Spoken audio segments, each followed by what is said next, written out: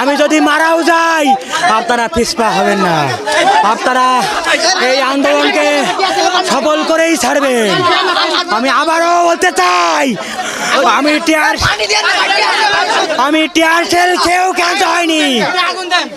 আপনারা যারা সুস্থ আছেন আপনারা পিছপা হবেন না, আপনারা এই আন্দোলনকে সফল করুন।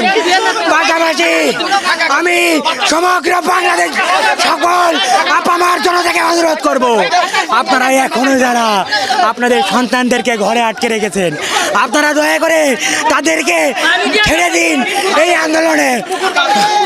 আন্দোলনে অংশগ্রহণ করতে দিন। মনে রাখবেন, আমরা যদি এই আন্দোলনে ব্যর্থ হই আগামীর বাংলাদেশ ব্যর্থ হবে।